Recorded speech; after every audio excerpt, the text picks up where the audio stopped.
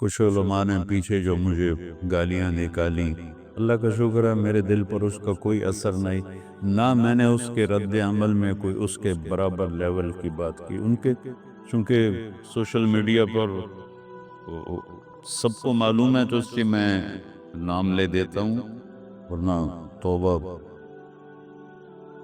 مجھے تبلیغ والوں نے اس سے زیادہ ستایا۔ میں نے کبھی کسی کا نام آپ سے لیا چونکہ وہ نیچے والی آپس کی بات۔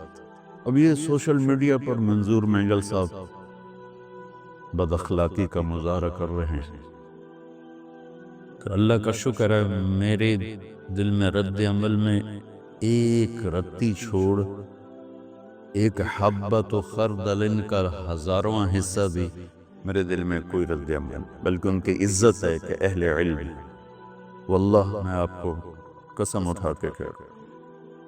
پھر انہوں نے وہ یوسف علیہ السلام والی بات کو عنوان بنا کر جو میری کلاس لی کہ اس نے گستاخی کی ہے اور یہ اعلان ہمارے پاس آ کے توبہ کرے۔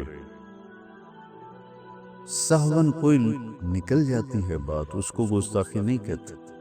اصل میں نے روایت تو صحیح بیان کی جو قرطبی میں بھی ہے، رازی میں بھی ہے، کہ آپ کو گدھے پہ سوار کرایا گیا اور شہر میں پھرایا گیا اور کہا گیا ھذا جزاء من خان سیدہ۔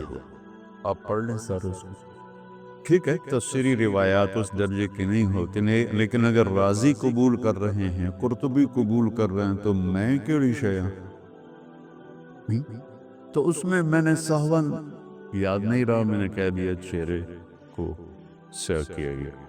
تب اس کی ظنوا بالمؤمنین خیرا، کتنی بڑی حدیث، اجتنبوا کثیرا من الظن ان بعض الظن اثم۔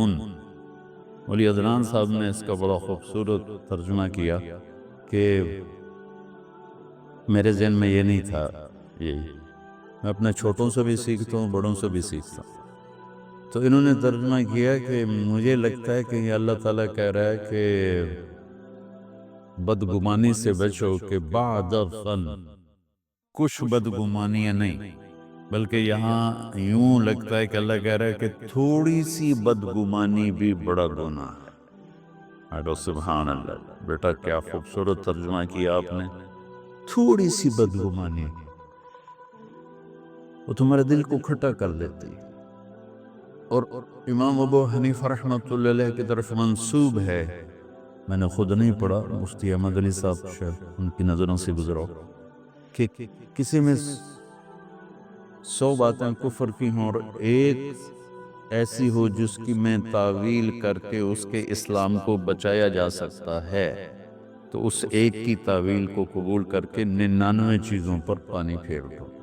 مفہوم یہ ہے، تو جس ہستی کے فتوی کو کہ ہم پیروی کرتے ہیں وہ یہ فرما رہے ہیں، غلطی سے نکل گیا ایک جملہ تو کافر ہو گیا ہے، توبہ کرے، نکاح ٹوٹ گیا ہے،